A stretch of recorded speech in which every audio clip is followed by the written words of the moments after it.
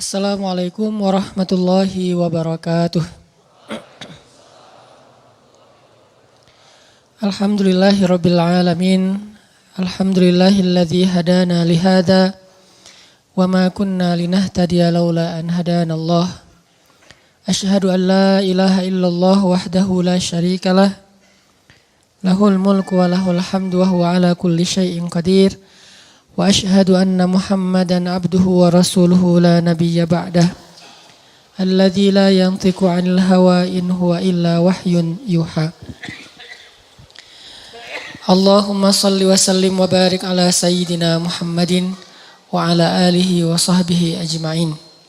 Radina billahi rabba wa bi Muhammadin nabiyya wa bil islami dina.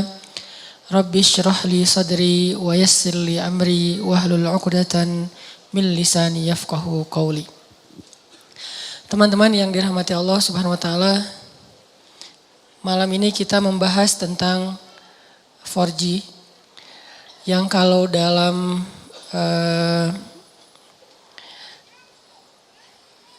handphone kita atau smartphone kita itu salah satu akses agar kita lebih cepat dalam mendownload atau dalam menjalankan aplikasi di handphone kita. Apalagi kita yang sering buka YouTube atau punya beberapa aplikasi-aplikasi yang memang butuh daya akses internet yang tinggi, itu dijadikan sebagai analogi tentang gimana cara kita membangun hubungan dengan Allah Subhanahu wa taala supaya ketika kita berdoa tuh cepat diijabah oleh Allah. Supaya ketika kita ada masalah cepat dapat pertolongan dari Allah. Supaya ketika kita dalam kesulitan Allah segera menurunkan keajaiban dan jalan keluar. Dianalogikan dengan 4G. Dalam bahasa lain tuh bisa dibilang ini adalah wasilah. Gimana cara membangun wasilah antara kita kepada Allah Subhanahu wa taala sehingga aksesnya cepat. Sehingga loadingnya cepat.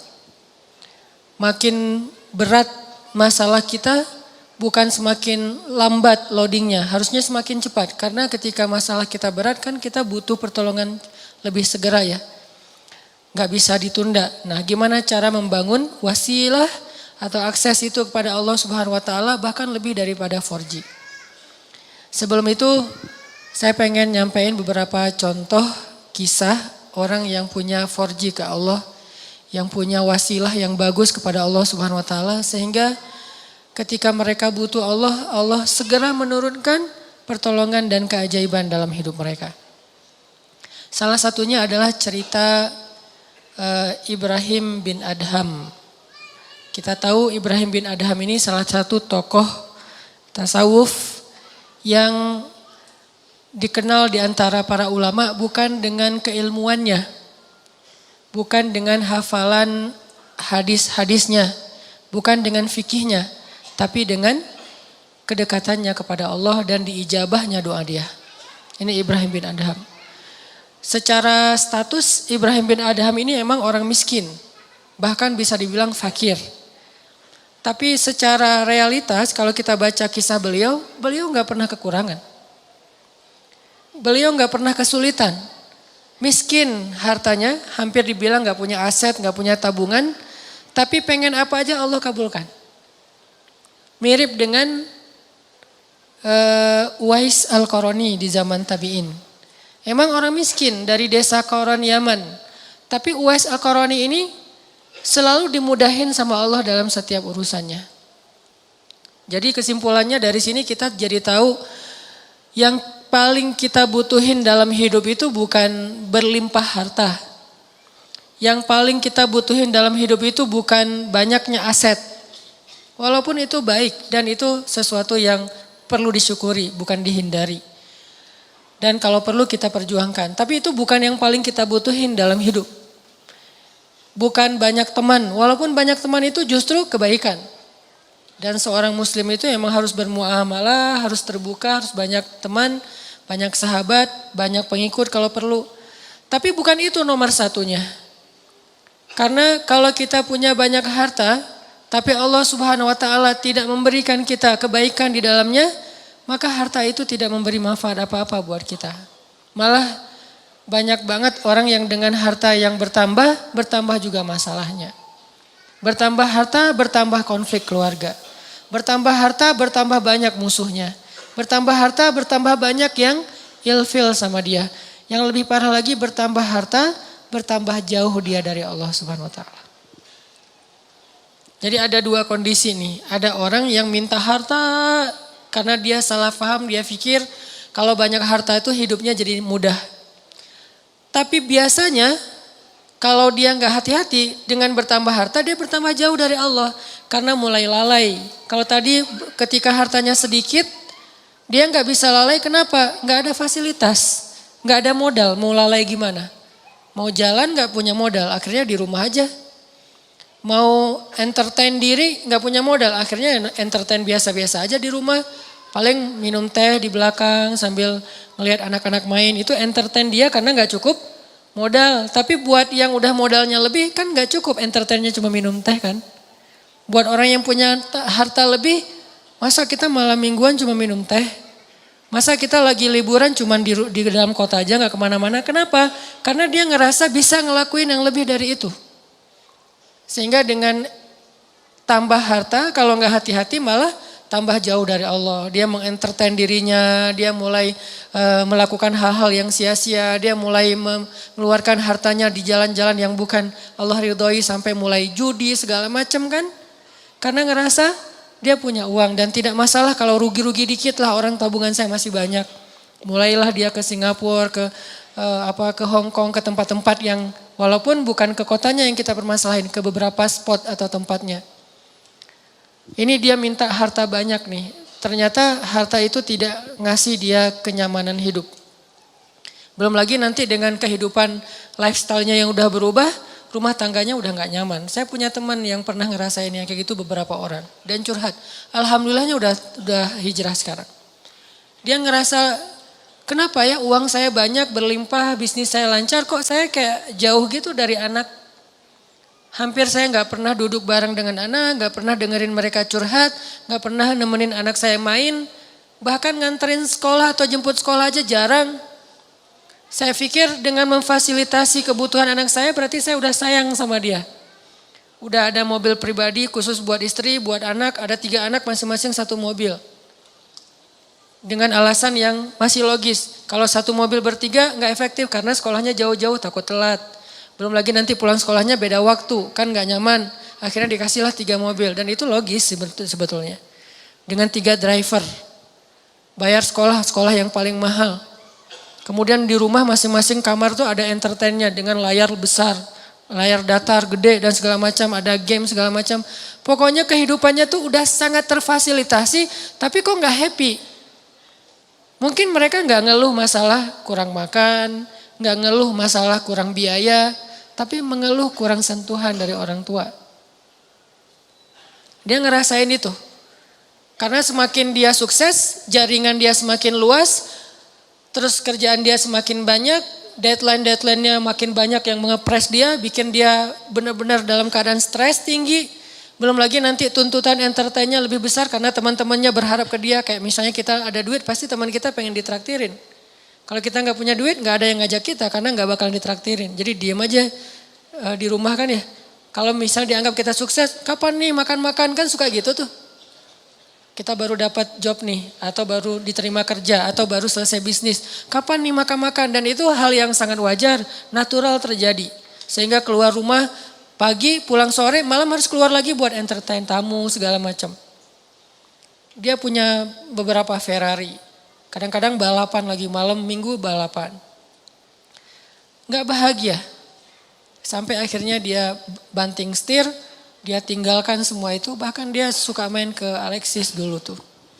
Dia bilang satu malam tuh, bohong kalau orang bilang di sana biasa-biasa aja. Saya satu malam ngabisin di situ 150 juta Ustadz. 150 juta satu malam.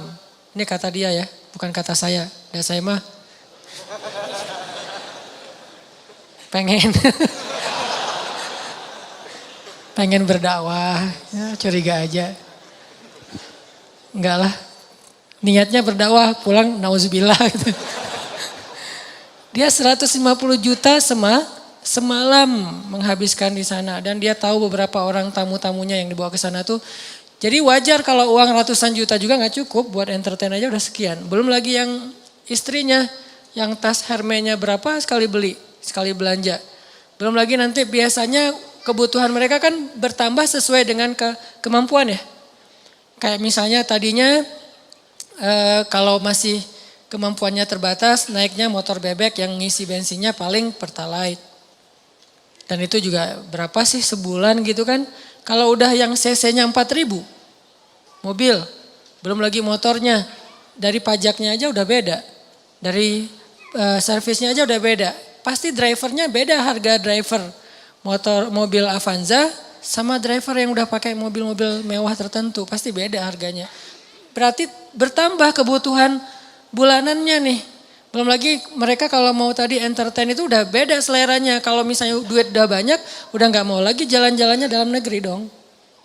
Minimal Singapura. Lagian kadang-kadang udah sampai ada kesan, bosan ke Singapura. Ke Singapura bosan. Kemana tuh? Ke Jepang, bosan. Kemana?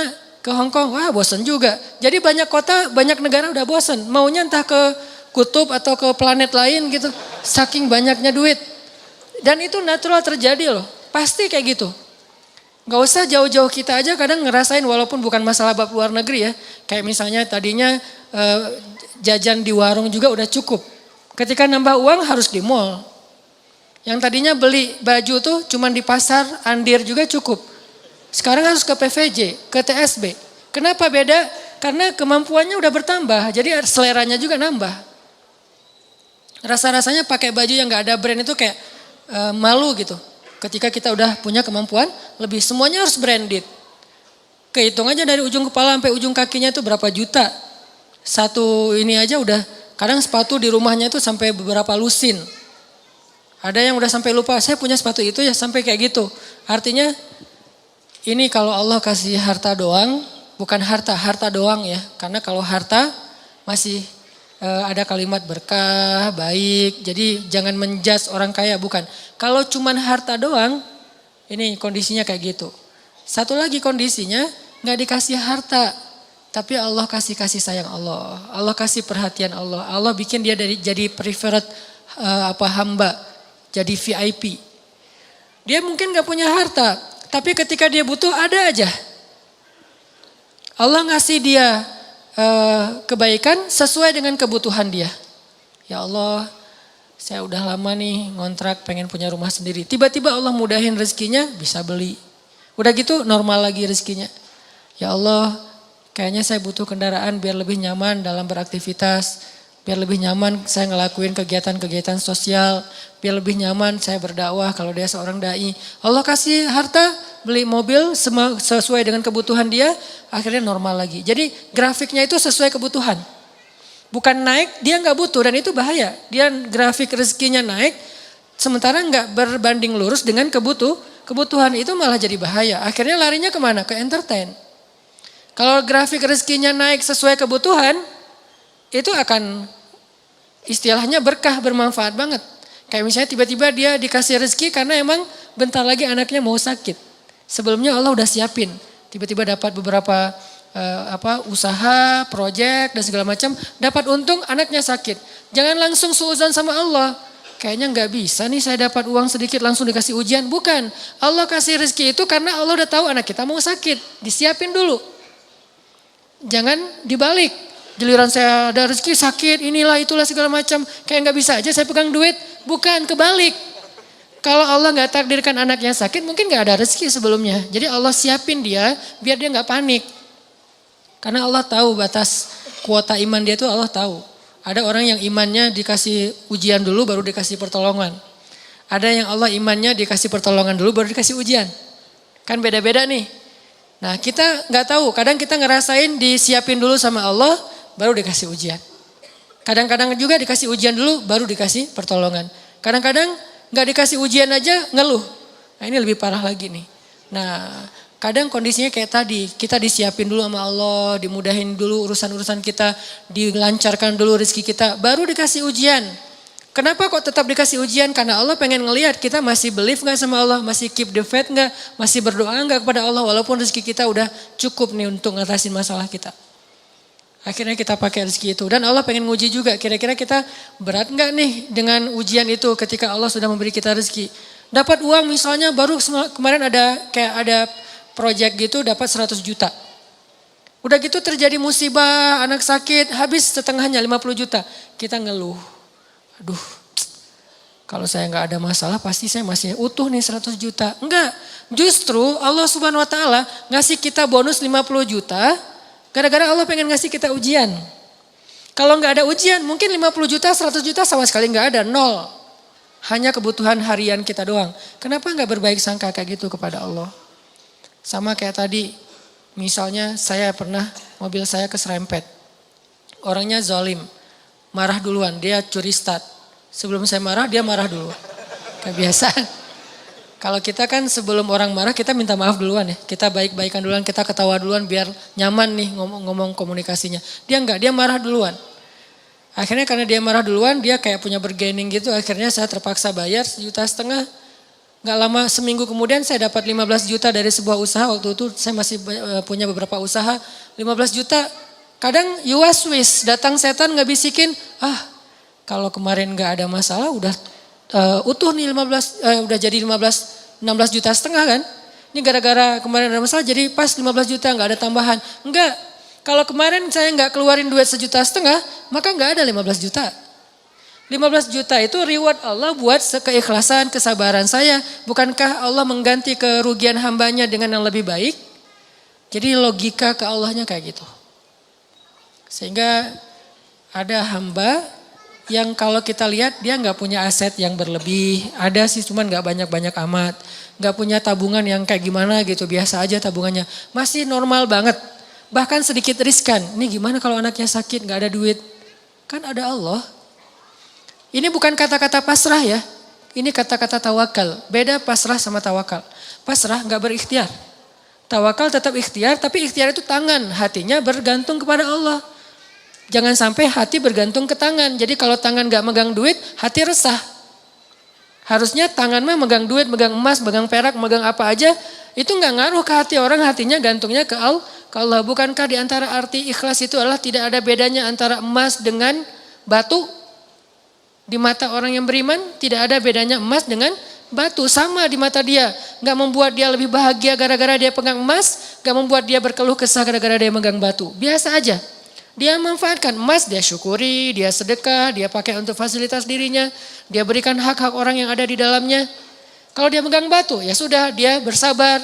Jadi gak ngaruh buat dia. Karena hatinya di langit bukan di bumi. Cuman tubuhnya yang di bumi. Karena kita kan terdiri dari 2 elemen ya. Ada roh, ada jasad. Roh kita berasal dari langit. Jasad kita berasal dari bumi, diciptakan dari tanah, itu jasad. Tapi roh itu tiupan Allah. Sehingga harus kembali kepada fitrah masing-masing. Roh itu adanya hati. Maka hati kita harus selalu terikat dengan langit. Walaupun realitasnya tubuh kita tetap berada dan berpijak di bumi. Jangan sampai hati ikut-ikutan berpijak di bumi. Inilah yang jadi bahaya. Ketika hati kita udah berpijak di bumi. Saat itu kita keluh kesah. Saat itu kita kurang bersyukur. Saat itu kita jadi banyak masalah. Jadi ada kayak keresahan gitu. Oh dia asetnya pas-pasan. Tabungannya sedikit. Kalau anaknya sakit gimana? Kalau dia ada masalah nanti gimana? Dia pakai apa? Dia asuransi gak ikut segala macam. Ini kalimat-kalimat orang yang mungkin masih lebih percaya kepada fasilitas harta daripada hubungan dengan Allah. Ini saya lagi ngomongin hati ya. Tidak ngomongin bab ikhtiar. Kalau bab ikhtiar seolah-olah kita hidup selama-lamanya. Jadi terus mencari dunia. Dengan tangan, dengan kaki, dengan tenaga, dengan pikiran. Tapi hati kita yakin semua itu ada di dalam genggaman Allah. Kalau bisa benar-benar sesuai fitrah ini, hidup kita bakalan nyaman. Mau kaya, mau biasa, mau kurang, mau cukup, mau kayak gimana aja. Benar-benar seperti kata Nabi, ajaban li amril mu'min, betapa menakjubkan orang yang beriman. In asabathu sarra syakara fakana khairan lah, wa in asabathu dharra sabara fakana khairan lah, wa laisa dzalika illa lil mu'min. Jadi kalau dia dikasih nikmat, dia bersyukur, itu baik. Dikasih ujian, dia bersabar, itu baik. Wa laisa dzalika li ahadin illa lil mu'min. Enggak ada yang bisa ngerasain itu kalau enggak karena dia beriman kepada Allah SWT. Jadi mau milih yang mana nih? Kalau harus milih, harta berlimpah tapi Allah enggak titipin keberkahan di dalamnya. Atau pas-pasan tapi nanti kalau butuh apa-apa Allah segera kasih. Kira-kira kalau mau jujur banget kita mau pilih yang mana?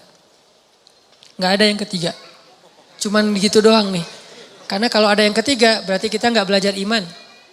Ketiga itu bonus, bukan bagian dari pilihan kita. Allah kasih, walaupun kita selalu berharap yang terbaik kan. Harta yang banyak tapi juga Allah berkahi. Pengennya kayak gitu. Tapi itu namanya bukan ujian. Itu namanya karunia. Dan dalam karunia itu kita nggak perlu bisa menunjukkan bahwa kita orang yang sabar. Gimana belajar sabar sementara hidup kita nyaman? Gimana kita mau disebut orang yang sabar? Nggak ada masalah. Gimana kita mau disebut pemaaf, nggak ada yang buat salah kepada kita. Gimana kita mau disebut tawakal, nggak ada resiko dalam hidup kita. Terus gimana? Kalau mau disebut orang yang bertawakal, harus ada resiko dalam hidup kita. Kayak kecil-kecilan lah, belajar saya misalnya beli motor. Pak, ini mau pakai asuransi? Enggak lah. Tapi asuransinya asuransi syariat Pak. Apa hukum asuransi syariat? Jawaban fikihnya, boleh. Kenapa nggak pakai? Saya lagi belajar tawakal. Tapi kan ikhtiar Ustadz, ikhtiarnya saya pakai gembok. Ikhtiarnya saya simpan yang aman. Tapi, dan saya nggak nyalahin orang yang pakai asuransi syariah, tapi dengan kata-kata syariah ya. Kalau asuransinya syariah menurut saya boleh. Karena ada kata syariah dan sudah ada tim ahlinya di situ secara fikih boleh segala macam. Tapi saya nggak jadi belajar tawakal menurut saya. Jadi nggak bergantung ke Allah. Jadi pas keluar jalan tuh, mobil saya kalau keserempet juga tinggal klaim. Doanya kadang-kadang lupa, sering lupa malah.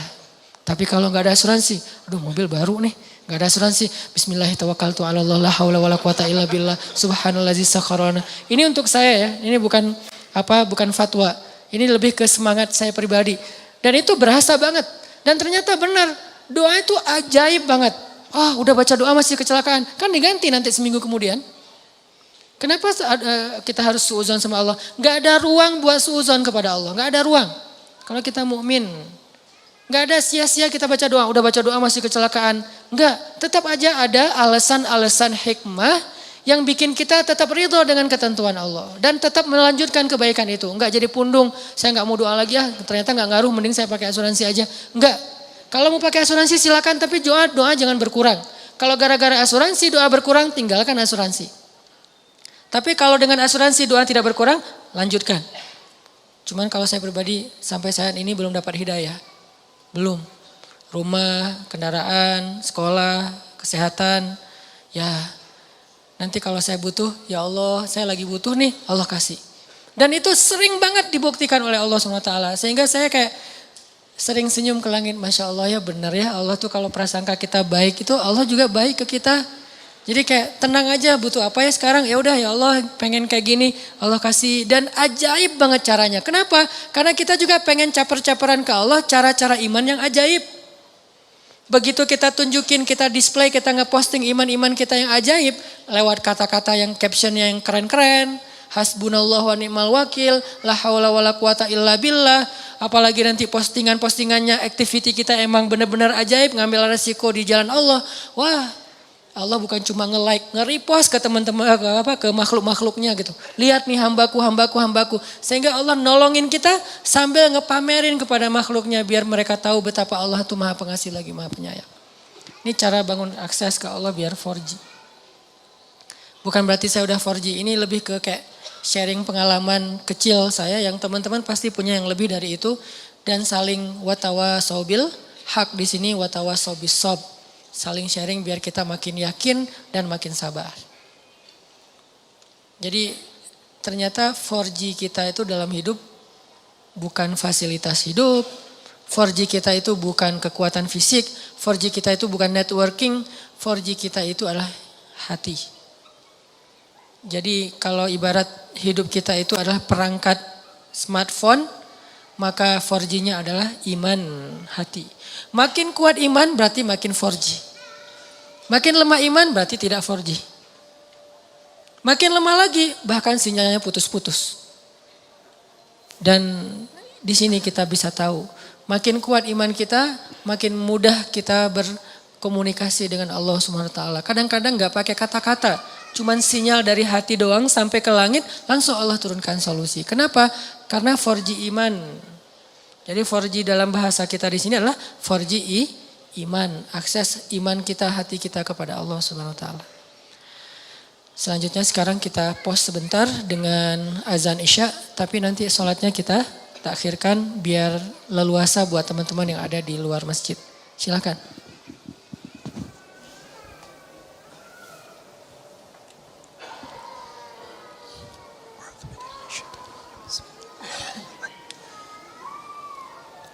Allah. Teman-teman yang dirahmati Allah Subhanahu wa taala, orang yang sudah sampai ke derajat termasuk di antara aulia atau wali-wali Allah Subhanahu wa taala atau punya akses yang udah 4G ke Allah Subhanahu wa taala tuh tidak selalu hidupnya berlimpah harta, tapi berlimpah rahmat. Jadi buat dia cara berpikirnya bukan, wah kayaknya saya udah tenang nih soalnya saya udah siap kalau ada apa-apa. Saya bisa bayar, saya bisa ngongkosin, saya bisa ngebiayain, saya udah punya duit, saya punya tadi asuransi segala macam. Bukan gitu pola pikir dia. Karena gimana pun itu terfasilitasi, bukankah sembuh dan sehat di tangan Allah? Bukankah masalah itu ada dan dicabut itu Allah yang tentuin? Bukankah lebih baik kita nggak kena musibah daripada harus membayar musibah? Kayak misalnya nih, kita pakai sebuah jaminan. Dengan harapan kalau nanti saya kena musibah, saya bisa ngeklaim. Bagusan mana dengan kita minta jaminan dihindarkan dari musibah-musibah? Dihindarkan sama sekali atau dihindarkan dari yang paling besar? Sehingga dikasih hanya musibah-musibah kecil. Atau sama sekali dihindarkan. Tentunya kalau misalnya kita mau berpikir logis, harusnya kita memilih jaminan yang dihindarkan sama sekali kan. Daripada yang gak apa-apa kena musibah asal bisa ngeklaim dan gak akan rugi tambahan. Walaupun setiap bulan juga ada biaya ini.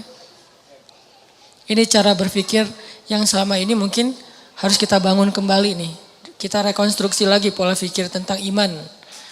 Pola pikir yang robbaniyin kalau dalam bahasa Al-Quran.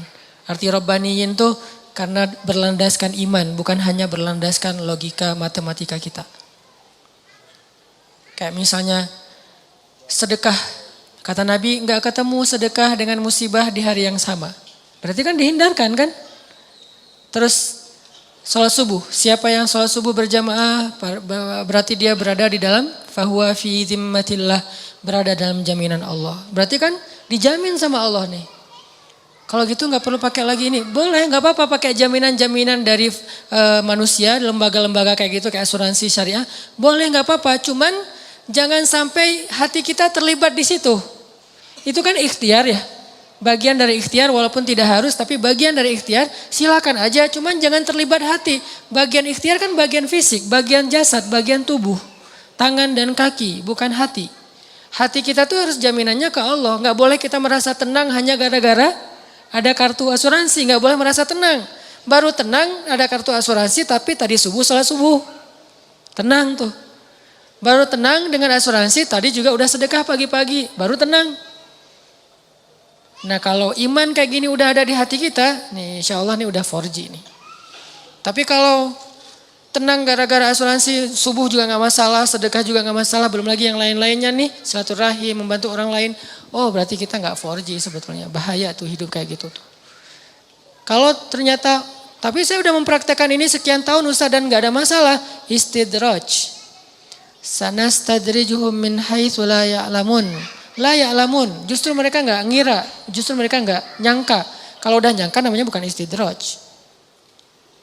Ini nih pola pikir yang kita bangun teman-teman. Makanya kan Rasulullah SAW itu orang yang sangat wasilah dengan Allahnya itu udah dekat banget ya. Sampai membatin aja Allah dengar langsung Allah kabulkan. Pernah dulu orang-orang Mekah karena gara menentang Nabi terus gara-gara menentang mereka jadi menantang Nabi gini. Kalau emang kamu benar-benar Nabi Allah, coba kamu buktikan dengan cara kamu datangkan azab-azab kepada kami seperti yang pernah terjadi kepada Firaun, Namrud, Samud, Ad. Coba kamu datangin. Nabi nggak mau berdoa. Wah, berarti dia nggak benar nih, dia bohong tuh buktinya nggak berani berdoa karena dia takut nggak akan dikabulkan. Apa jawaban Nabi? Kalau saya sampai berdoa seperti itu, binasalah kalian. Karena doa Nabi kan nggak ditolak sama Allah. Kalau mereka minta bukti-bukti yang nggak merugikan mereka, Nabi akan lakuin. Contoh, coba kamu belah tuh bulan, kan nggak ngerugiin mereka ya, nggak membahayakan orang-orang kafir walaupun bulan terbelah. Nabi kalau saya berhasil dengan izin Allah membelah bulan, apakah kalian beriman? Ya, kami akan beriman. Janji, deal. Ya Allah, tunjukkan kekuasaanmu. Bulan terbelah, benar-benar terbelah. Apa kata-kata mereka? Muhammad telah menyihir mata-mata kita. Gak beriman juga. Wah, benar-benar kamu tuh benar-benar penyihir yang luar biasa.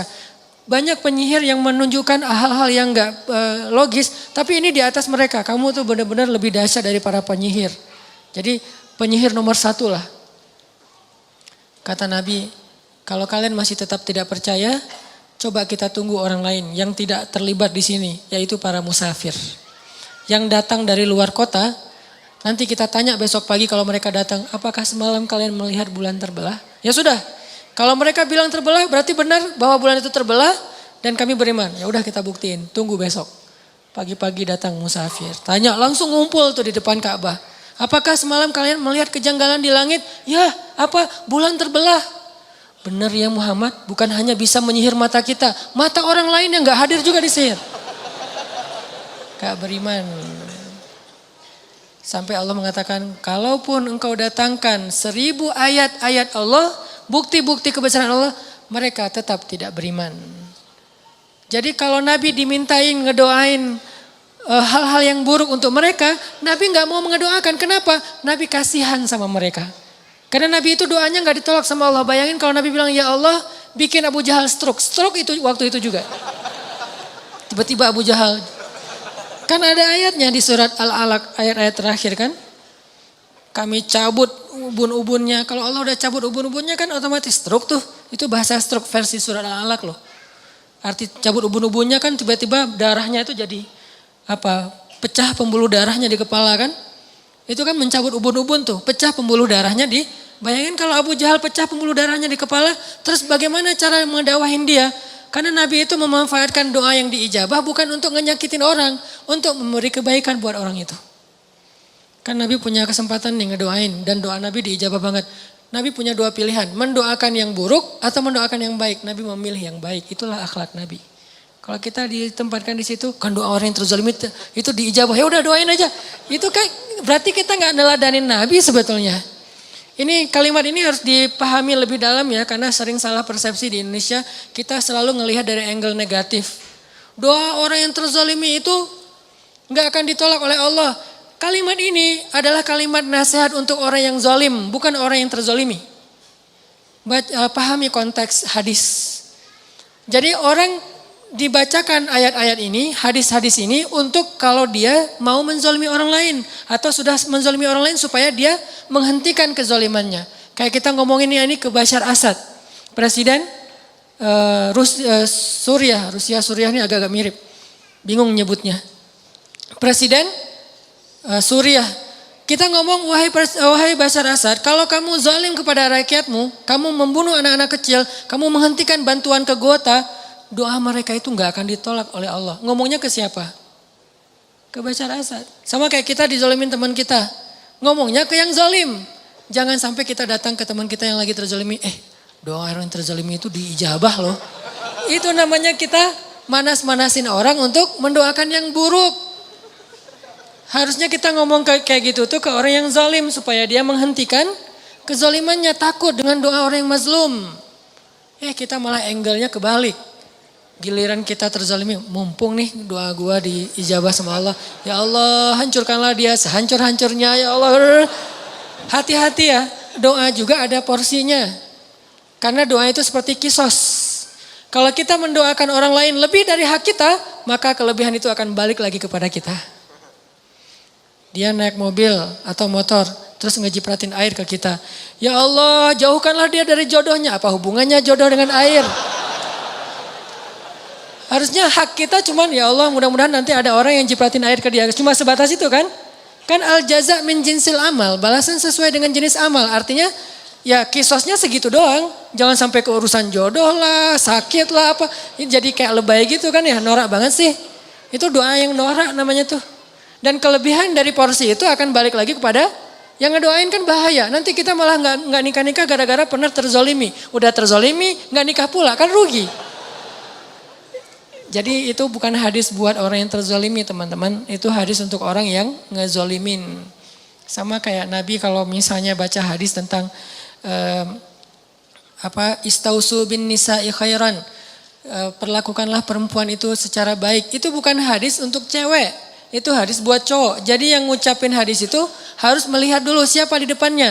Kalau di depannya seorang ibu, seorang istri, dia ngomong kayak gitu berarti dia sedang meracokin rumah tangga orang. Karena si istri ini nanti akan nuntut suaminya seperti di dalam hadis. Itu hadis diucapin kepada suami. Jangan didengar oleh istri. Kenapa? Nanti dia akan memikirkan haknya bukan mikirin kewajiban. Tapi kalau hadis tentang seandainya saya boleh menyuruh manusia sujud kepada manusia, saya suruh istri sujud kepada suami. Yang ngomongin itu adalah istri. Jadi ada materi ibu-ibu, ada materi bapak-bapak. Jangan sampai seorang ustadz ceramah tentang sujudnya perempuan kepada suaminya di depan suami. Itu bikin suami makin kegeeran. Wah sayang istri saya gak datang nih, padahal bagus banget nih materi malam ini. Gitu kan ya. Akhirnya minta ke panitia, ada enggak rekaman yang semalam? Untuk apa Pak? Mau saya share ke istri saya. Ini yang terjadi. Dan ustaznya juga salah ngomong di depan bapak-bapak. Gimana kalau campur dua-duanya? Berarti yang seimbang infonya. Jangan berat sebelah. Ini namanya adil kan? Karena dengan adil itu lebih dekat kepada ketakwaan. Jadi intinya Nabi itu doanya diijabah. Tapi beliau enggak memanfaatkan buat ngehancurin musuh-musuhnya. Kecuali memang sudah masanya kayak Nabi Nuh. Doa beliau kan diijabah. Dalam waktu yang 950 tahun doa beliau hanya untuk kebaikan kaumnya aja. Ya Allah beri mereka petunjuk ini. Tapi Allah yang menentukan. Setelah 950 tahun baru Nabi Nuh berdoa ya Allah hancurkanlah orang-orang kafir itu sehancur-hancurnya. Jangan biarkan mereka punya keturunan karena keturunan mereka akan merusak di muka bumi. Kapan Nabi Nuh doa itu? Setelah 950 tahun berdoa. Wajar gak sih ngedoain kayak gitu? Ditentang, dihina, dicela, dibully. 950 tahun dibully loh di grup. Kita baru berapa lama dibully di grup geng kita? Share hadis, wah sok soleh, wah ada ustadz, ada nabi palsu, segala macam. Udah 950 tahun, akhirnya kita keluarin lagi kalimat, ya Allah hancurkanlah semua anggota member grup ini. Belum 950 tahun.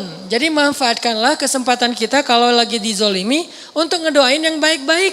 Kalau nggak bisa yang baik-baik buat orang lain karena nggak rela banget nih, minimal untuk diri sendiri. Apa salahnya? Kan itu kesempatan banget kan buat kita berdoa dan Allah ijabah. Kalau nggak bisa ngedoain ya Allah beri dia petunjuk, kayak rasanya agak-agak kayak nggak rela gitu kan. Udah jahatin saya didoain yang baik lagi. Nggak semua orang mampu, realistis aja lah. Kalau nggak bisa gitu minimal buat diri sendiri. Ya Allah tambahkanlah kesabaran saya. Loh kok minta disabarkan? Berarti makin mau aja disakitin. Bukankah sabar itu kebaikan bahkan lebih dari setengah iman? Hampir bisa dibilang seluruh iman kita itu adalah intinya sabar. Sehingga yang dibilang orang mukmin adalah orang yang sabar. Orang yang sabar berarti dia mukmin. Berarti kita minta kebaikan. Ya Allah kuatkanlah kesabaran saya. Kayak misalnya kita lagi baper sama pasangan kita, jangan ngedoain yang buruk buat dia. Kalau nggak sanggup ngedoain yang baik buat dia, minimal yang baik buat kita. Ya Allah kuatkan kesabaran saya, ya Allah jadikan saya lebih baik, ya Allah jadikan saya lebih dicintai oleh dia. Yang baik-baik aja minta. Nah, ini orang yang mencontohi teladan Rasulullah SAW. Jadi selama ini banyak angle tentang sirah Nabi yang kayaknya perlu kita lihat dari angle yang lain. Terlalu mainstream kalau hanya melihat angle-angle yang biasa kita dengar selama ini. Bukan salah, cuman kayaknya masih kurang utuh. Saya nggak suka menyalahkan orang lain, tapi masih kurang utuh. Ternyata ada angle yang lebih efektif daripada angle. Salah satu contohnya yang tadi aja. Ini Nabi Muhammad SAW kayak pas beliau pulang dari Taif kan disakitin kan. Terus malaikat minta Nabi berdoa aja kepada Allah. Karena malaikat tuh nggak bisa ngelakuin sesuatu tanpa izin Allah. Allah bilang ke malaikat, lakukan apapun yang diminta oleh Muhammad. Kalau minta di balik tuh gunung ditimpakan kepada orang-orang Taif, malaikat lakuin apa aja pokoknya. Kesempatan itu malah Nabi doain, ya Allah maafkanlah mereka, sesungguhnya mereka tidak mengerti. Minta maaf untuk mereka. Dan aku berharap anak cucu mereka kelak yang akan menerima agama ini. Ini doa yang baik, padahal beliau lagi dizolimi, masih mengalir darah di pelipis beliau. Masih kotor baju beliau, masih orang ketawa tentang beliau. Anak-anak kecil ngelemparin beliau, perempuan-perempuan ngejar beliau. Diperlakukan kayak orang gila di tengah kampung, dikejar-kejar, keluar masuk kebun korma, keluar masuk kebun korma. Gimana rasanya seorang nabi yang sahabat tuh habis-habisan menghormati, memuliakan beliau, tiba-tiba dikejar oleh anak kecil dan perempuan. Budak-budak aja ngajarin nabi. Ngejar semuanya. Beliau lari-lari kayak orang gila yang dikejar-kejar rame-rame. Tapi doa beliau, ya Allah maafkan mereka. Mereka gak ngerti. Semoga anak cucu mereka yang menerima Islam. Akhirnya anak cucu mereka kelak menjadi pembela Nabi. Kalau mau meneladani Nabi, harusnya yang angle-angle kayak gini nih kita ambil juga nih. Walaupun selalu ada kondisi-kondisi yang pengecualian ya. Ini tidak bisa digeneralisir dalam semua kasus yang terjadi di dunia atau di bangsa kita. Kalau kayak apa yang terjadi di Suriah, saya kira itu pengecualian. Kenapa pengecualian? Karena juga terjadi di zaman Nabi. Saya bukan ngomong dengan emosi pribadi, berlandaskan sirah. Ada sekelompok sahabat hafiz Al-Quran. Diundang ke sebuah negeri dengan alasan disuruh ngajarin Al-Quran kepada kaumnya. Ternyata itu cuman jebakan. Ketika sekelompok sahabat ini keluar, hafiz semua. Di tengah jalan mereka dicegat, dibunuh semuanya, gak ada yang selamat. Digorok satu persatu. Dan itulah asal muasal kenapa Nabi membaca kunut nazilah. Dan salah satu isi kunut nazilah, ya Allah hancurkanlah kaum itu sehancur-hancurnya. Kenapa? Karena mereka pengkhianat. Karena mereka zalim. Karena mereka sudah membunuh para hafiz Al-Quran. Dan ini bukan hal yang bisa dimaafkan. Beda kalau mereka melakukan kesalahan itu karena mereka tidak paham. Jadi ada kayak pembunuhan sengaja dan tidak sengaja. Ada kisos. Itu baru beberapa orang hafiz. Gimana yang jutaan atau minimal ratusan ribu hafiz. Anak kecil lagi belajar ngafal Quran di masjid, tiba-tiba dibom. Kalau enggak dibom masih mending, kalau meninggal langsung. Ada yang tertimbun dengan neruntuhan, putus tangannya, putus kakinya, retak kepalanya. Itu udah biasa kejadian sehari-hari itu di Suriah. Yang lebih berat lagi bukan cuma dibom dan luka-luka. Pakai senjata kimia yang sesak nafas luar biasa kayak kita nyemprot kecoa kan ya, sampai kejang-kejang lalu mati dalam keadaan sedang kejang-kejang. Kebayang gak sih untuk kita? Kita mungkin ngomong maafin dong. Kita gak ngerasain sih. Coba kalau kita ngerasain. Gak usah jauh-jauh seperti kasus Suriah. Kasus ke teman aja kita susah maafin. Coba introspeksi diri deh. Kalau kita ngomongin tentang Suriah, harusnya kaum muslimin tuh maafin presidennya segala macam. Pernah gak ngerasain dizalimin sedahsyat itu? Coba bandingkan dengan kasus kita dengan teman yang cuma baru digibah sedikit udah gak mau maafin. Udah langsung sholat tahajud, ujuk-ujuk tahajud. Biasanya gak pernah tahajud. Kenapa? Pengen ngedoain yang buruk buat temannya. Padahal baru cuman sekedar gibah. Realistis dong kalau berpikir. Yang fair. Saya tuh paling gak suka berpikir yang gak adil. Kalau kita memperlakukan orang lain pengennya kayak gitu, harusnya kita juga jadi kayak gitu dong. Baru kita ngomong. Ini banyak yang maafin, tapi enggak. Kasus kecil aja, gak usah, saya mungkin salah ngomong. Bukan kasus kecil, kasus yang lain ya. Bukan kasus kecil. Kasus yang lain misalnya masalah anjing dijadikan sebagai makanan buaya. Demo kan?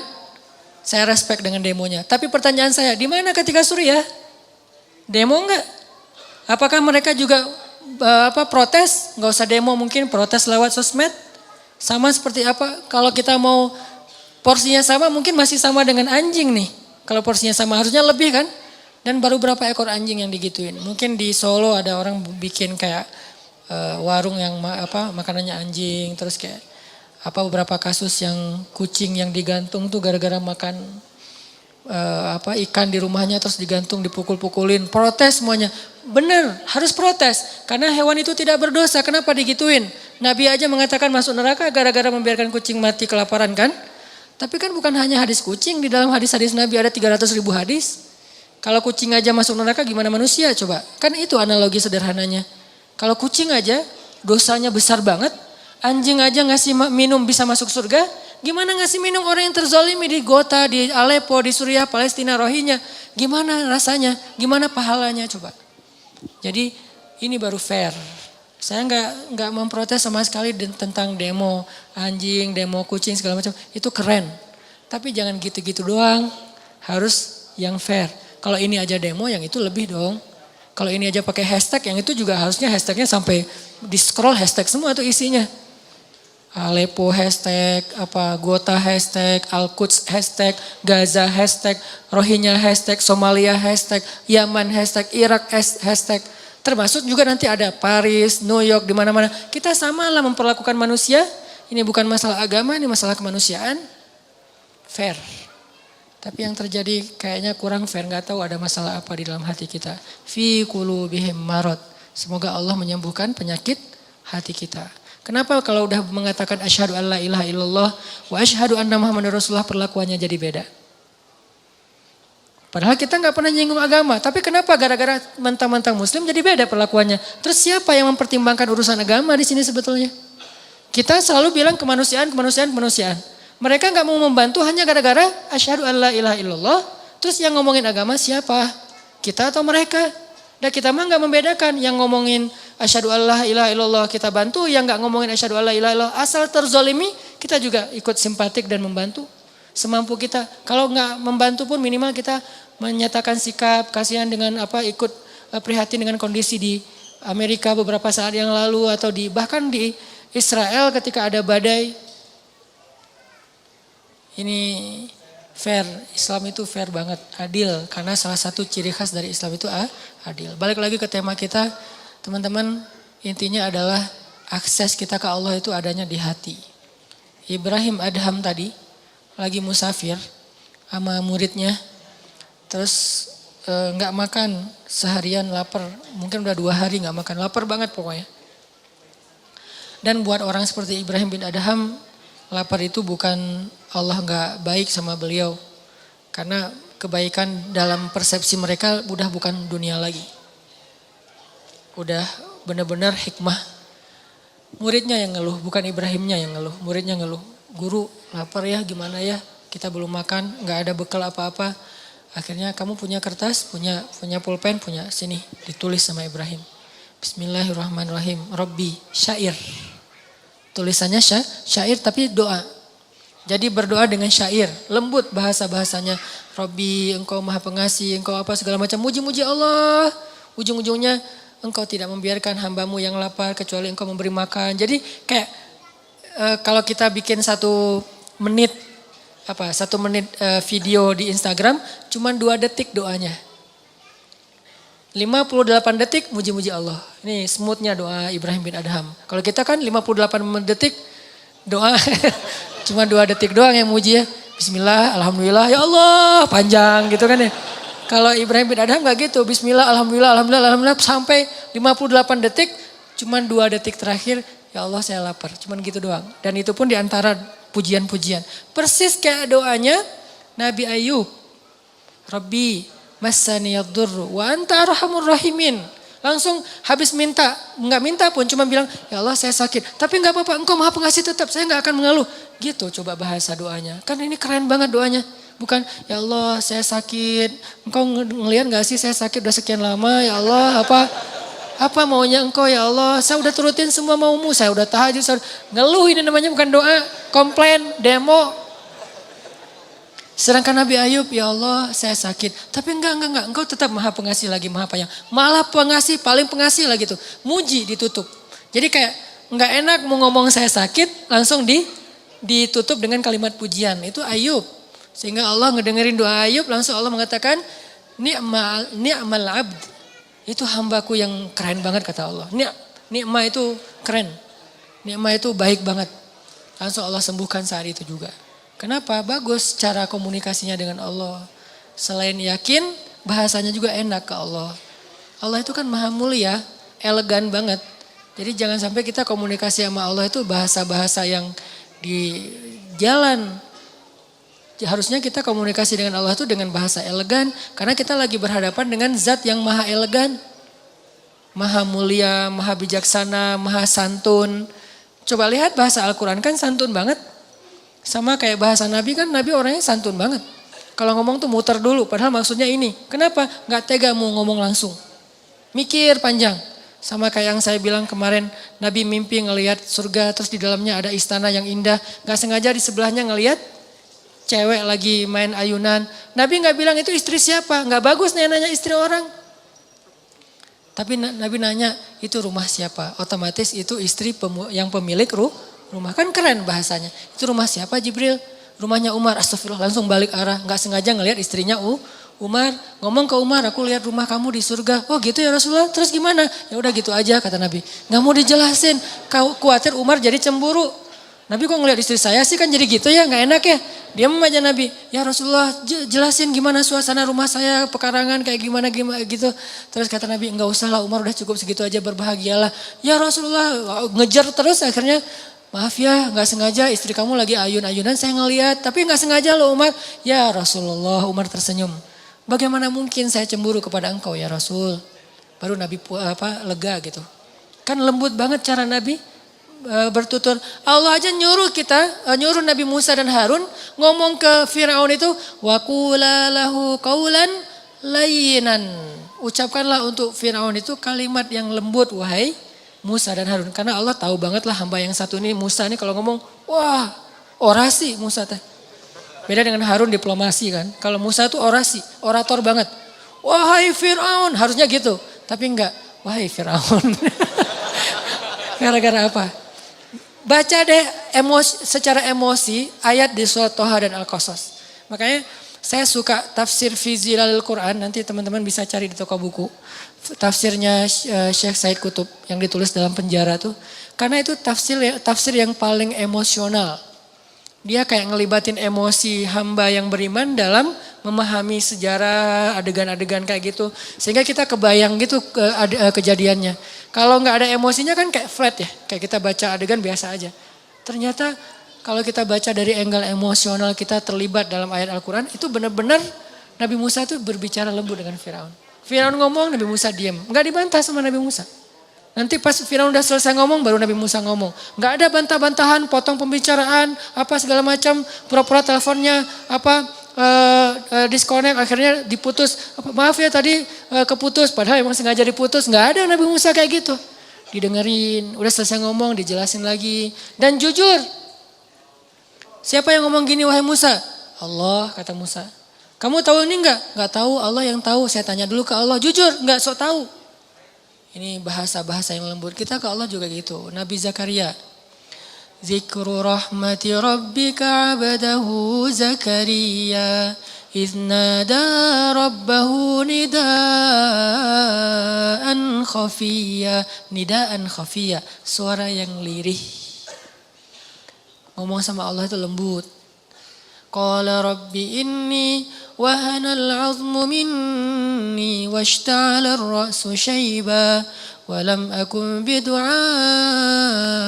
rabbi syaqiyya. Di ayat yang lain, rabbi habli min ladunka dzurriyyatan thayyibah innaka sami'ud du'a. Apa rahasia dari kalimat ini? Nabi Zakaria itu udah berdoa puluhan tahun loh. Tapi selalu mengatakan engkau maha mendengar doa. Bukan engkau dengar gak sih ya Allah? Bukan. Udah puluhan tahun minta anak masih ngomong sesungguhnya engkau maha mendengar doa. Pujian. Gak ngeluh sama sekali. Kan bagus banget bahasanya. Harusnya awal-awal engkau maha mendengar doa ya Allah. Engkau dengar kan ya Allah. Dengar gak sih? Nah kan berubah nih. Awalnya yakin, mulai ragu, akhirnya ingkar. Ini kita. Kalau Nabi Zakaria makin lama berdoa makin innaka sami'ud du'a. Engkau maha mendengar doa, engkau maha mendengar doa. Terus aja gitu. Belum dikabulkan sehari, sebulan, setahun. Innaka sami'ud du'a. 2 tahun, innaka sami'ud du'a 10 tahun. Sampai puluhan tahun masih kalimatnya innaka sami'ud du'a, engkau maha mendengar doa. Apa kurang yakin Nabi Zakaria? Makanya Allah tuh sayang banget akhirnya dikasih. Langsung sekali dikasih anak terbaik. Bisa dibilang kata sebagian ulama satu-satunya orang yang nanti di hari akhirat ketika dibangkitkan gak punya dosa. Yahya alaihissalam. Makanya kalimatnya wassalamun alaih yauma wulida wa yauma yamutu wa yauma yub'atsu hayya. Salam, selamat dia ketika dia dilahirkan, selamat ketika dia diwafatkan, dan ketika dia dibangkitkan udah selamat. Bangkit udah selamat. Jadi kalau di antara sahabat ada yang dijamin masuk surga, itu kualitasnya kayak gitulah kurang lebih Nabi Yahya di antara para anbiya. Pastinya semua itu adalah keutamaan yang dimiliki oleh Rasulullah SAW. Cuman kalau di nabi-nabi yang lain di-share beda-beda. Kalau Nabi Muhammad semua keutamaan para anbiya ada pada diri beliau. Tapi nabi-nabi yang lain beda-beda. Nabi ini lebihnya di sini, nabi ini lebihnya di situ. Karena kata Allah, wa kadzalika faddalna ba'dahum ala ba'd. Begitulah kami berikan kelebihan sebagian nabi atas sebagian yang lain. Beda-beda kelebihannya. Tapi Nabi Muhammad merangkum semua kelebihan para anbiya dari Nabi Adam sampai Nabi Isa. Semua mukjizat ada pada beliau, cuman gak semua dikeluarin. Kalau mau, beliau tuh kayak avatar gitu kan. Semua elemen dikumpulin kan. Itu Muhammad banget tuh. Yang lain kan dibagi-bagi, ada yang api, ada yang tanah, ada yang air. Ini semuanya dapat. Nabi Sulaiman dengan jinnya. Nabi Muhammad bisa lebih dari itu, cuman gak mau pamer. Kalau mau Nabi Muhammad bisa lebih dari Nabi Sulaiman, ngumpulin pasukan jin. Nabi Sulaiman berperang dengan pasukan jin. Nabi Muhammad pasukan malaikat, lebih keren siapa? Cuman kan bukan kita mau banding-bandingin para anbiya ya. Lebih kepada mau ngelihat betapa luar biasanya Nabi Muhammad. Nabi Sulaiman perang pakai pasukan jin. Ada jin penyelam, free dive gitu jinnya teh. Dan ayatnya emang gitu, jin penyelam. Berarti kan free diver ya. Kalau free diver sekarang mungkin 500-600 meter nyelam, itu udah kilometer loh. Itu benar-benar free diver yang legend banget lah, udah kedalaman yang sampai nggak tembus cahaya matahari. Ada jin yang kerjanya sebagai juru masak, chef. Bayangin jin chef, tuh gimana masakannya? Darah, tulang gitu ya. Jadilah masakan-masakan yang istimewa, jin lagi nge-chef gitu di dapur. Tiba-tiba free divernya tuh datang, kasihan banget saya lo kerjaannya di dapur melulu gak pernah ke laut. Emang di laut gimana? Wah keren banget, gue nyelam setiap hari tuh udah dimana-mana udah terumbu karang di daerah Bunaken, dimana-mana udah gue lihat tuh. Ada jin surfer, wah ombak di sana masih lebih kerenan di sini nih, ombak udah barrel, udah segala macam. Pokoknya jin-jin laut nih, jin cai. Ini ada jin ulin, ada jin yang di dapur. Jin ulin nih yang udah biasa ulin, selalu postingan snapgram mereka tuh seru-seruan yang di dapur. Ya kok saya mah snapgramnya piring lagi. Datang nih jin laut, manas-manasin jin dapur. Lu ikutin dong sekali-kali, kita lagi, ini bentar lagi kita mau touring loh gitu. Oh begitu? Ya. Yuk kita ikut touring, nih gua sediain nih motor buat lo. Misalnya kalau nggak mau pakai yang mahal-mahal amat, minimal lo pakai yang Triumph lah misalnya. Lo pakai nih Triumph punya gua, kalau nggak mau pakai Harley. Oh beneran. Ah nggak jadi, kenapa? Last minute dia bilang nggak jadi. Padahal touring udah pada siap nih, orang udah pada ngumpul di meeting point. Kenapa nggak jadi? Takut kepada Sulaiman. Padahal Sulaiman nggak ada. Bukan cuma nggak ada, sudah tiada. Bukan cuma nggak ada, sudah tiada. Artinya mereka nggak tahu kalau Sulaiman sudah wafat. Cuman wafatnya keren sambil duduk. Kalau kalau orang yang nggak beriman mungkin wafatnya jungkir balik ya. Ini duduk aja tenang sambil zikir wafat. Baru jatuh gara-gara tongkat beliau pegang itu dimakan rayap. Dan kira-kira berapa lama buat rayap butuh waktu untuk merusak tongkat. Dan itu tongkat warisan para nabi, berarti tongkat yang kayunya bagus. Beberapa hari kan? Atau mungkin beberapa bulan. Artinya sekian lama itulah jin gak tahu kalau Sulaiman udah wafat. Terus gimana jin mengatakan tahu hal yang gaib? Sulaiman di sebelah mereka aja gak tahu kalau wafat. Kemungkinannya adalah bohong saja. Gak mungkin jin tahu. Kalau dia tahu yang gaib, dia pasti tahu Sulaiman sudah wafat. Ini jin. Nabi Muhammad pasukannya malaikat. Kalau Nabi Sulaiman lalu lalang jin keluar masuk ke istana beliau. Nabi Muhammad malaikat keluar masuk ke masjid beliau. Dan bukan malaikat biasa. Dzumirratin, malaikat yang paling wibawa, paling karismatik, malaikat paling diseganin di langit. Kalau dia lewat semua malaikat pada diem. Ada yang lewat. Siapa? Jibril. Kalau Jibril udah lewat, diam semuanya. Kenapa? Wibawanya Jibril. Kalau Jibril ngomong, malaikat pada nunduk semuanya. Wibawanya Jibril. Malaikat sekeren ini teman mainnya Rasulullah SAW. Soulmate-an berdua. Sampai kalau Jibril nggak datang, Nabi Muhammad sedih. Kemana ya Jibril, udah lama nggak ngopi bareng. Lihat ke langit, Jibril kemana ya? Mau ditelepon nggak punya nomornya. Karena nggak ada telepon dulu, doa aja ya Allah, mana Jibril, mana Jibril, mana Jibril. Jibril juga di langit, aduh pengen banget ketemu Nabi Muhammad nih di bawah, gimana ya nggak bisa turun. Kenapa? Wa ma natanazzalu illa bi amri rabbik. Asbabun nuzul ayat itu di surat Maryam. Kami tidak turun Muhammad kecuali perintah Allah. Pengen sih turun, cuma belum ada perintah, jadi nggak bisa. Walaupun malaikat itu emosional, punya perasaan, tapi nggak bisa menurutkan perasaannya kecuali dengan sami'na wa ta'ana. Jibril pengen turun, Muhammad pengen ketemu. Sama-sama kangen nih, bayangin kangennya dengan manusia, dengan malaikat. Kan keren banget. Malaikat aja kangen sama Nabi. Kita nggak ada yang ngangenin. Aduh. Ini malaikat aja kangen. Kan keren banget akses 4G-nya ya. Pas Jibril turun, wah Jibril, wah Rasulullah, slow motion. Akhirnya Nabi nanya, Jibril kemana aja? Kok nggak pernah ketemu udah beberapa hari? Ya Rasulullah, saya juga kangen. Tapi kata Allah, wa ma natanazzalu illa bi amri rabbik. Kami tidak turun kecuali dengan perintah Allah. Akhirnya ditulis syair, bahasa-bahasa yang lembut. Ada sedikit kalimat, ya Allah kami lapar. Tapi kecil, ibarat baitnya panjang, cuman setengah bait kami lapar. Sisanya puji-pujian ke Allah. Lalu setelah Ibrahim bin Adham selesai nulis kayak gitu, digulung kertasnya, dikasih ke muridnya, dia bilang, keluarlah dari masjid ini, serahkan kertas ini kepada orang yang pertama kamu temui di luar masjid. Siapa? Pokoknya siapa aja, laki-laki ya, bukan cewek, bahaya kalau cewek. Laki-laki pertama yang kamu temui di luar masjid, keluar tuh. Lagi di jalan di depan masjid, tiba-tiba muncul seorang laki-laki, lagi bawa bungkusan gitu. Assalamualaikum, waalaikumsalam Pak, ini ada kertas dari siapa? Dari guru saya. Pas dibaca langsung menangis laki-laki itu, diserahkan bungkusan itu, kembalilah kepada gurumu. Pas dibuka adalah 1.000 dinar. Siapa laki-laki itu? Allahu a'lam. Semudah itu menyelesaikan masalah di antara mereka. Bukan berarti kita berharap sedekah, bukan ya. Ini hanya sebuah inspirasi.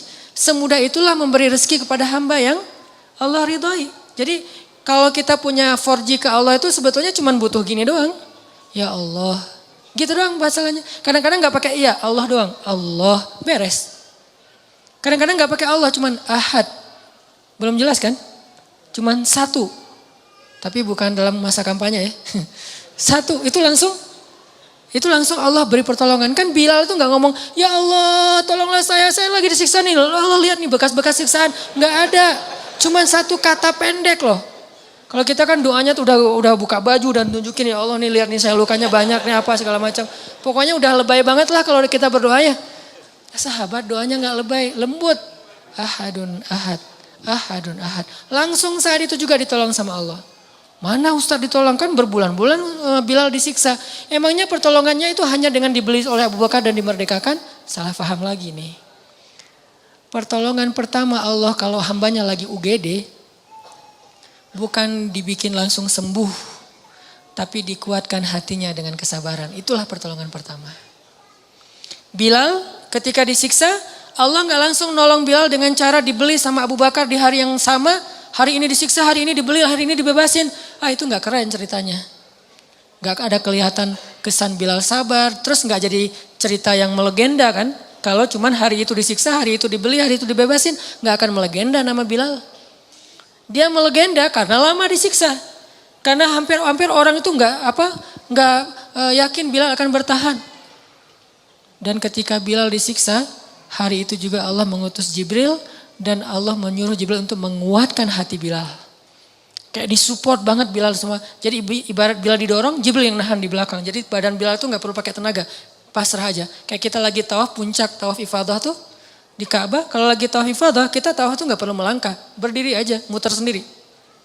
Saking padatnya Ka'bah, berdiri aja. Saya dulu waktu masih haji itu tawaf ifadah, pas pulang habis jamarah pertama langsung tawaf ifadah. Itu rapat banget, saking rapatnya nggak perlu gerak.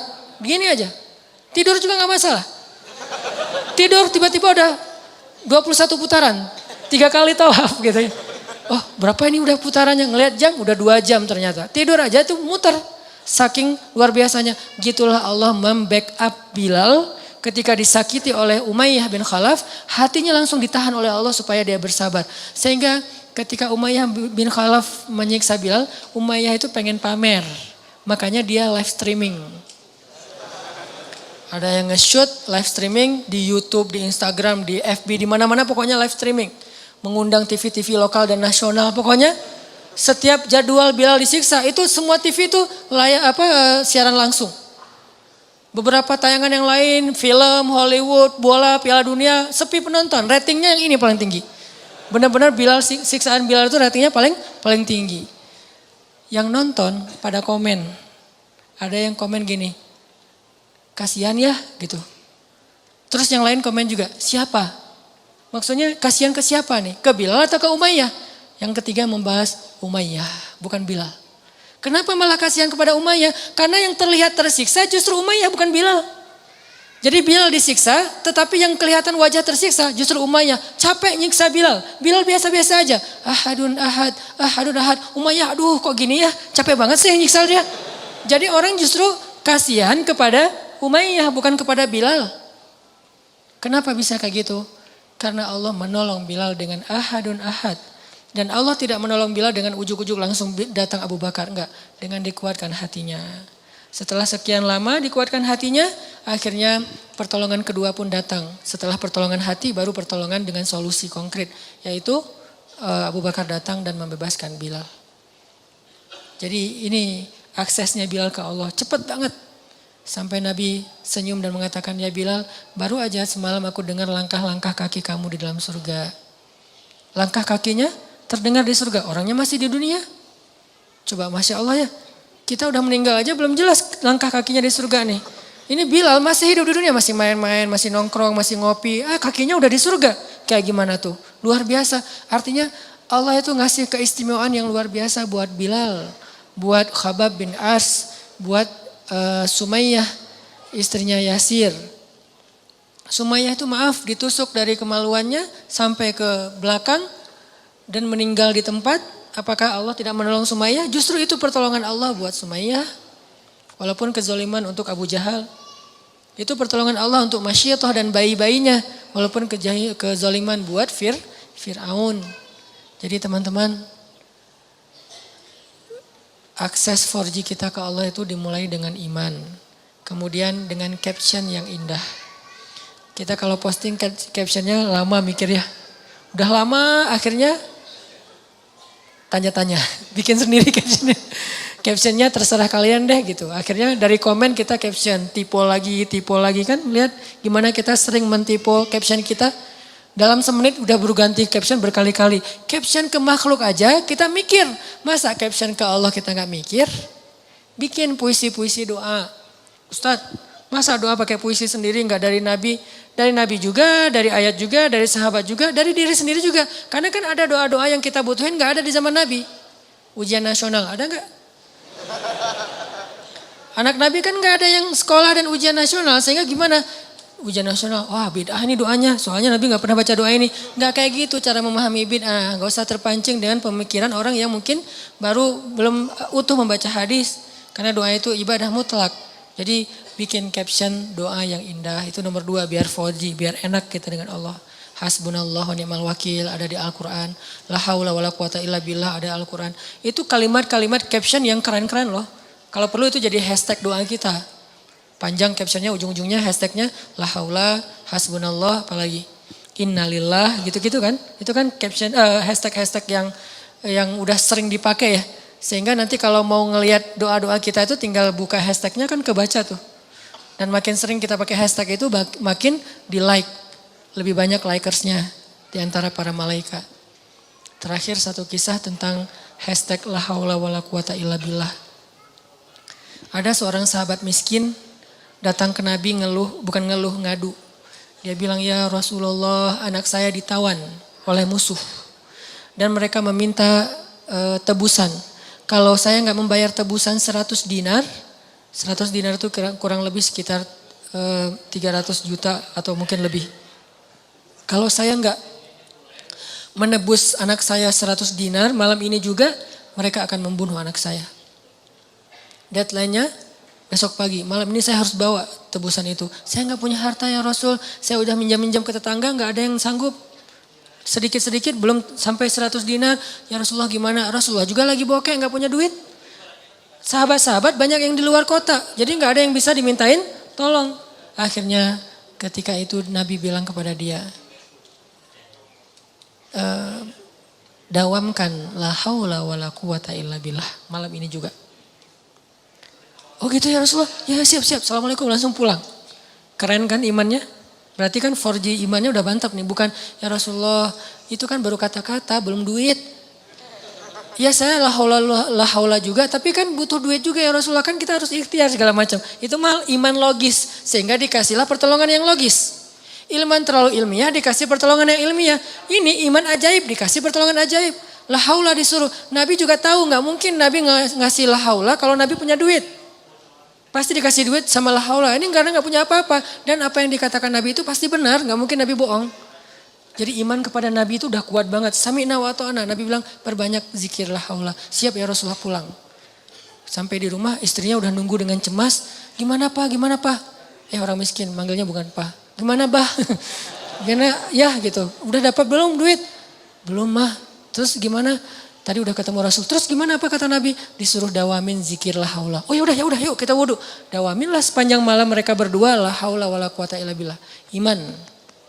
Setelah ikhtiar, emang ikhtiar dulu ke tetangga, ke teman, ke siapa-siapa, ke finance nggak ada karena nggak ada punya jaminan, jadi nggak dapat uang juga. Tetap ikhtiar, tapi nggak berhasil. Tapi kan bukan berarti setelah itu tertutup maka nggak ada harapan. Bukankah Allah itu selalu mampu dan maha kuasa? Zikir la haula. Tiba-tiba subuh-subuh anaknya ngetok pintu. Assalamualaikum, dibukain pintu, anaknya wajahnya berseri-seri, peluk gitu, udah nangis-nangisan. Setelah itu ditanya, gimana kamu bisa selamat, siapa yang menebus kamu? Allah yang menebus saya. Gimana caranya? Dijelasin. Semalam tiba-tiba pengawal-pengawal yang jagain saya diikat di sebuah pohon korma. Terus orang-orang prajurit para di sekeliling saya, gak ada jalan buat saya untuk kabur. Untuk lepas dari ikatan aja susah, apalagi kabur. Tiba-tiba datang kayak angin yang sangat dingin dan membuat semua prajurit itu tertidur pulas. Kayak gitu cara Allah menolong. Diberi mereka rasa ngantuk, tertidur pulas semuanya. Saking pulasnya sampai mereka nggak menyadari kejadian apapun. Tiba-tiba datang 2 orang laki-laki dengan pakaian putih-putih dan membuka ikatan saya, lalu mereka pergi, saya dilepaskan, suruh pulang. Sebelum saya pulang saya ngelihat ada banyak ternak kambing-kambing yang ada hasil curian mereka. Saya ambil, bayangin kambing ada 100. Berisik gak sih? Satu kambing aja udah berisik ya, apalagi 100. Dan gak mungkin kambing itu suruh diam ya. Ini lagi dalam masa pelarian gitu. Atau dilakbanin mulut kambing satu-satu, atau disuruh diam cicing gitu. Gak mungkin suruh kambing diam, pasti mbak itu banyak banget. Tapi suara 100 ekor kambing nggak membangunkan satupun prajurit yang tertidur. Allah summum bukmun umyun. Allah tutup mata, telinga dan hati mereka sehingga mereka nggak sadar apa-apa. Dia pulang lenggang kangkung. Bukan hanya selamat tapi juga bawa ghanimah 100 ekor kambing. Kali aja satu kambing 3 juta. Berarti dia dapat surplus 300 juta. Kalau seandainya dia pakai ikhtiar bisa nebus 100 dinar, mungkin cuma bisa nebus anaknya.